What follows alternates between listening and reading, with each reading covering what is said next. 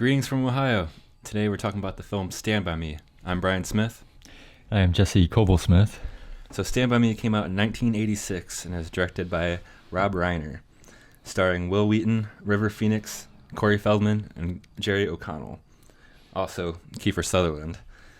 So, what do you think, what's your favorite part about Stand By Me? First off, Stand By Me is one of my all-time favorite films. There's a lot of things that I like that stand out about Stand By Me. It gives me the sense of just childhood, kids going through their struggles and just, the sense of knowing that there's something to go search for, just the excitement in it all. It's, just makes you feel like childhood. Yeah, that's I get that same feeling when I watch it. It kind of takes me back as being a kid. And I feel like each kid that's in that movie, it seemed like most people had friends like each of those kids when you were a kid. Yeah, that's for sure. And yeah, there was always the the kid that didn't have the milk money, or there's the kid that was just always in trouble. Yeah. And then you had like the nice kid and the rebel, and it's just it's like a good story. I feel like those kids that's a never-ending story. I feel like kids, if they watch this, for every generation, every generation will be able to enjoy this film and relate to it. Yeah, I think every kid growing up will be in some type of situation or another that maybe not to that extreme of that they were, but there's always those type of groups. There'll always be like a Gordy, there'll always be a Chris, and all those types of things. And it's crazy too, being almost, it's going on 30 years old already, which is pretty crazy. Yeah. And Jerry O'Connell's first film. Yeah, 11 years old. Yeah. I mean, it's hard, even watching it today, it doesn't seem like he's an 11-year-old kid. Yeah. I mean, I know when I was 11, I couldn't imagine myself being in a big motion picture film and, having that type of, responsibility and that type of role and really pull it off fairly well. Oh, yeah. Yeah, I couldn't imagine a different Vern watching it now. I think that's with every character on there. Yeah. I mean, you can't imagine River Phoenix not being cast as Chris. Right. It just wouldn't be the same. He was. I mean, and what's funny, I guess Corey Haim was originally he's supposed to be in there, but he decided to go and do the film Lucas instead, which I guess it worked out. It wasn't a bad movie either for Corey Haim, but I think it worked out even better for River Phoenix. It's I think Stand By Me is definitely more of the everlasting type film where no one's gonna forget about that one. Yeah. You might ask someone on the street about Lucas, and they won't know what you're talking about. No offense to the crew from that movie, right? But Stand By Me is definitely one of its own. Yeah. And so this movie was based on a short story by Stephen King called The Body, which Stephen King does a lot of his stories have been adapted to some great films. Yeah, with that, The Body is actually part of 4 short stories in one. Was that different seasons? Different seasons. So out of that one book and those 4 short stories, quite an amazing lineup. Shawshank Redemption came out of that. Stand By Me. Secret Window. Yeah, then I think the movie At Pupil was made out of that too. So it's definitely Stephen King. He's either you like him or hate him, but he's came up with some good stories over the years, and that been transformed into film. And the references of his stories, make it to the movies as well, which is always interesting. When they count change at the railroad tracks, they all, where Vern has 7 cents, they all end up having $2.37, which references room 237 in The Shining, which is pretty awesome. Yeah. And then, also in Stand By Me, they go down the Royal River, and then, in Shawshank Redemption, Andy supposedly throws his gun into the Royal River. Supposedly. Definitely classic stuff. So, what do you think, when you watch this film now, what do you think is the most what would say would be your most favorite scene and a scene that you would possibly change? My favorite scene's always been, with Gordy. I like the character Gordy quite a bit. You're more down to earth character. He's really kind of a quiet, shy type character. Tries to do good, but my favorite scene is when he tries to get the attention of his parents. Out the window, wondering where his canteen is. Mm-hmm. And his mom's just like not with it. After the whole death of a son and his brother. It just kind of felt that. He's a independent kid. Mm-hmm. He's got to really figure things out on his own. Yep. And which that leads into my favorite scene with this small part of John Cusack. Yep, amazing performance for that short scenes. Yeah, it's just that whole scene. It's like you get that sense of kind of like almost loneliness, mm-hmm. but not necessarily in a bad way. It's just mm-hmm. he knows that he's got to be independent now, and it's not going to be easy going mm-hmm. forward. So, yep. But yeah, that'd be my favorite scene. Yeah, especially because it seemed like that Gordy character, like kind of like what you're saying, where he's like independent stuff. He's kind of almost like the outcast too. Yeah. Because like Cusack was like he was he a football star too? Yeah. Is that what he was? Yeah. He played big football stars. He's supposed to. His family had high hopes for him, so he was like the star child, I guess you could say. Yeah. And then Gordy wanting to be a writer, and his dad was against, kind of against that type of thing. His dad was more, you need to be a man, tough guy. You need to be a tough guy. Oh, you're not as good as your brother because you're not star quarterback or mm-hmm. or whatnot. Mm-hmm. So, I don't know how to mute this thing. There we go. But as far as changing, a scene. I guess it has, I don't know, it has its place in the movie, but I never was a great fan of the whole pie eating contest scene. I mean, it has its place in the movie, but it definitely just kind of goes in a totally different direction. I know it's trying to push the fact that Gordy's a creative writer, mm-hmm. But to me, it's just kind of like, it's almost like the mid part of the movie where it just kind of loses itself for a minute. Mm-hmm. But I mean, I'd almost maybe change it up to either shorten it or I don't know, just change the story in general. Yeah, that's my opinion. So. Yeah, especially because with that scene there was really no that I kind of agree with that. Just because it's hard to even think of another scene in that movie that's not so good. So I feel like that kind of sticks out. Yeah. And I think if maybe that story would have had a reference at the beginning or end of the movie, it might have kind of made sense. Yeah. But it definitely sticks out. It's just a bizarre kind of scene. I mean, it's not horrible, but it's like it's something that... Yeah, even Teddy wasn't too sure about that story. Yeah, I think that almost could have been like just, if anything...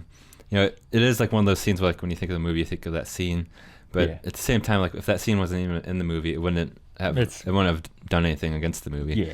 Yeah. Because I kind of almost like the subtlety of Chris giving Gordy the talk and wishing that he was his dad, kind of putting him on track of being a writer and going to, you wanted him to go to school and all that kind of stuff. Yep. So, but yeah, kind of, you're right. Cause like, I wish the hell I was your dad. Right, exactly. Yeah, exactly. For me, I think my favorite scene, it's so hard because I like some of the scenes where it's just Gordy. Yeah. I feel like it's easy to relate to Gordy in this movie.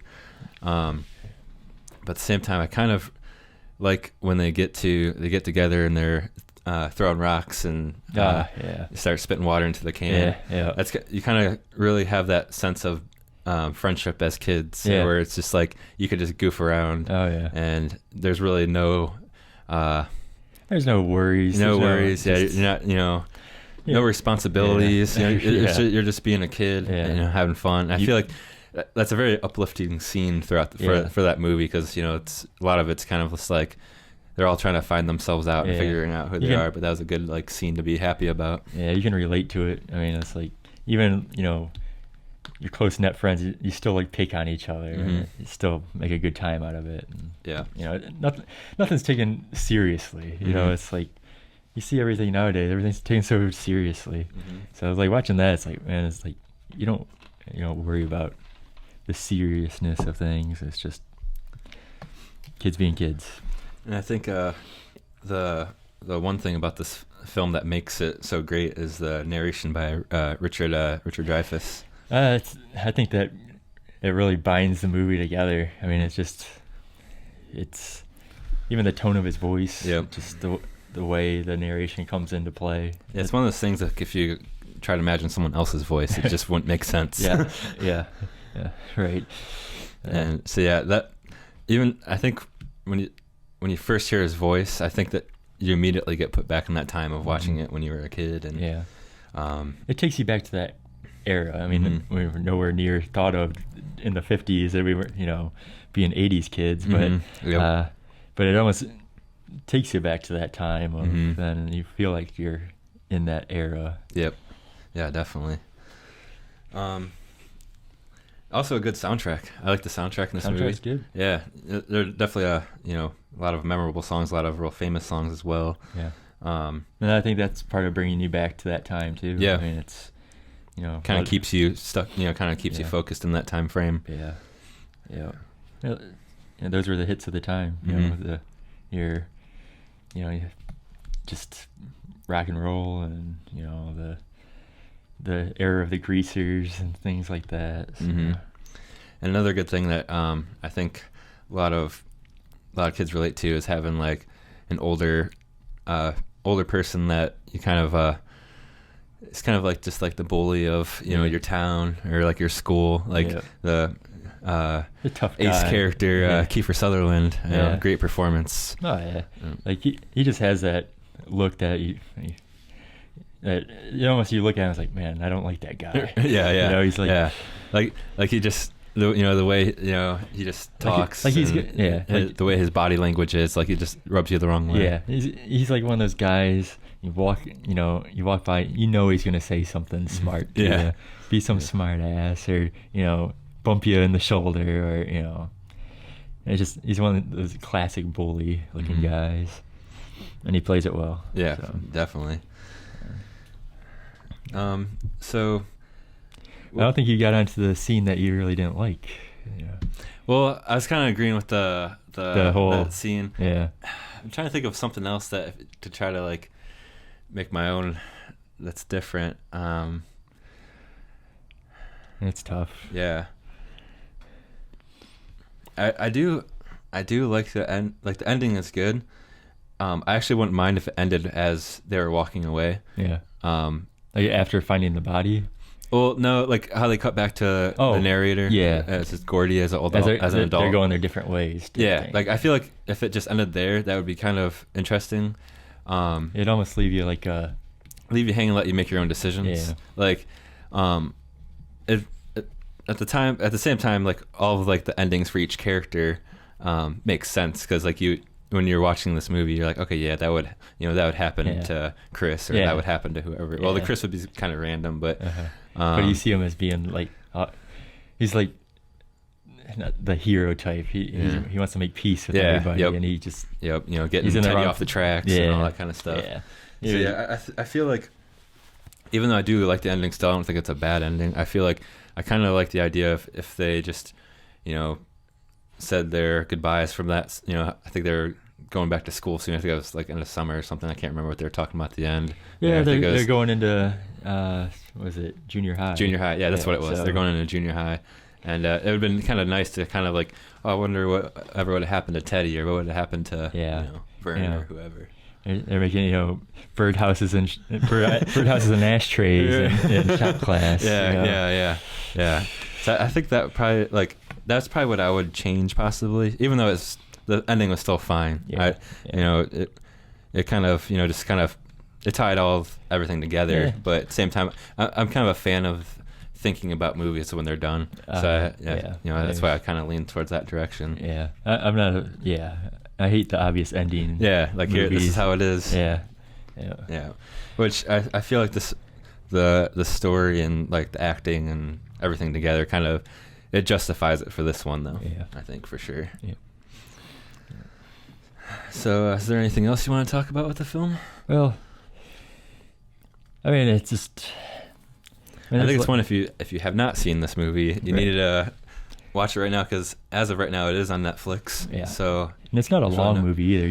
It's really straight to the point. It's about an hour and a half or so. Yeah, if that. You know, it's just there's no lingering of a movie. It's just it is what it is. It gets to the point. Yeah. And it's just.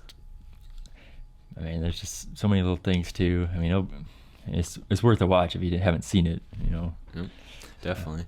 Yeah, I think we definitely both recommend this film. It's a definite classic. It's going to be a movie that's talked about and on TV for who knows how long. Yeah. It still stands up at this time.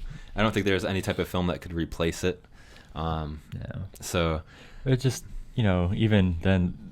The kid actors of those times, they majority of them had decent careers. Mm-hmm. I mean, it's just, and this movie really stands out as probably one of the top ones for each person that was in the movie. I mean, everyone knows who Corey Feldman was, even if after so long he kind of drifted away and got a little weird, but you know what the Goonies is. Oh yeah, yep, that's for sure. So, and Stand By Me, and Corey Feldman in that movie too. I really liked his character. Oh yeah, he's just a hot-headed, troubled kid. Mm-hmm. There's definitely. I feel like most kids knew someone like Teddy. Yeah. We all knew a Chris type. We all knew a kind of a goofy kid like Vern who gets picked on, the fat kid in school or whatever, however you want to call him. But I mean, you can relate to each character. Whether you relate to the Chris character or you relate to Vern, there'll be somebody. It's just, Yeah, I think it's definitely a film that really kind of just sticks with you too after you watch it. You can, especially if you haven't seen it, it will definitely affect you in a certain way. It has like different emotions throughout the film, and it's definitely each one was done in a very proper way of making you get the certain feeling that they were trying to get. Yeah, and it's always one thing I do like too at the when they actually do find the body, which I can't remember his name right now. Do you remember his name? The character's name? Yeah. It was Vern was under the porch when he found out where to. You might have to get on to figure this out here right quick. I almost don't want you to tell me because I should know this. Yeah, I know. We're kind of blowing it right now. Let's see. But yeah, it was actually it was Vern's brother and his friend, right? We're talking about how they they ran into him. Yeah, because Vern was under the porch looking for his jar's pennies. What's their crew called? The Cobras? Is that what they are? Oh yeah. They all got their Cobras tattooed. Yeah. Ray Brower is the name. Ray Brower. Yep, I didn't even have to find it. Ray Brower. Yep. Sometimes we're a little slow. Yeah. When the kids finally found Ray Brower and kind of, it wasn't really about less like the adventure anymore. It kind of, I think that's kind of all got serious. Yeah, all got serious and realized what life could be like. Yeah, and it's one thing to talk about it, but once you see it, it's a whole different experience, and it brings it down to reality. And I think Ace and his crew come down and they kind of have their squabble over the body, and Ace and his crew end up leaving. And I think it was a good way of doing it where the kids didn't take the body. I think that was definitely a good part of the story where they kind of realized that it wasn't really an adventure anymore.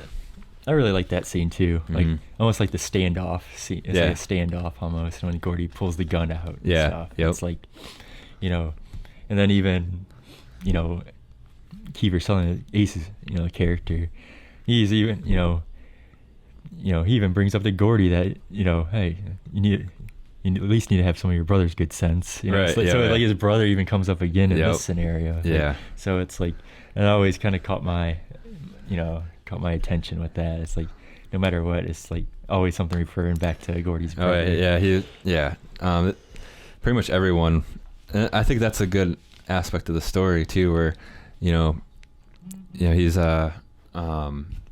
referred to by, people want him to live up to like his brother, and that type of thing. And I think it kind of shows that, you don't have to be a certain way to do good things in life and make good decisions and be your own person. And, so I think that's what's nice too, is it kind of just shows to, and the movie kind of shows you too, to kind of like, don't be afraid to be yourself. I think that's kind of a big story of the movie too, of like and I think that's what's nice about each kid being a completely different type of person. They can still go on to do, good things, and don't take life so seriously. Just be yourself. And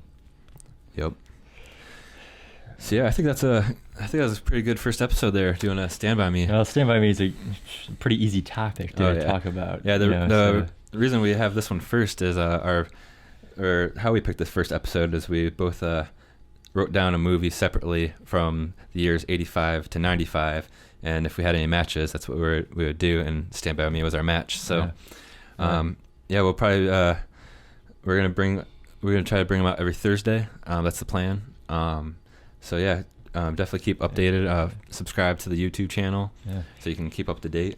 And great thing about this podcast too, it's we're not no snobbies. We're not trying to talk about movies. We're here to talk about movies, and they might not be Academy Award winning movies. Could be something you never heard of.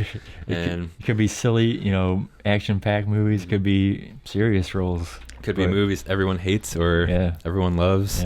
I know there's movies that I like that a lot of people hate. So, I think that's what's nice about this movie podcast is, we're not like breaking it down by, something was wrong with it, and that's why everyone's gonna hate it if the CGI was bad in this movie or in that movie. It's like, man, they should have shot it from a different angle. From this here underneath. It's sure, you can pick some of that stuff out, but it's like, I don't got time to critique that. And a lot of times, in movies they have constraints where they can't get around certain things, and that's why they turn out the way they do. But it's just gonna be a fun podcast. Leave comments if you want to see us talk about a certain movie. And besides that, just subscribe to this YouTube channel. You can follow me at beastmedia.com on the Instagram and Twitter. What's your handle? I'm at the real Jesse Smith. Just check me out. I'm usually on the Instagram. I'm not much of a tweeter. So I post the pictures once in a while. I haven't really got up to that the tweeting machine lately. I've been trying a little bit more on the Twitter, but that's always kind of my unused one most of the time. I think I just kind of feed everything from Instagram over to Twitter. I'm more of a picture person. I don't have much to say. But all right, so hope you enjoyed this first episode, and we'll be back next Thursday with a new film to check out.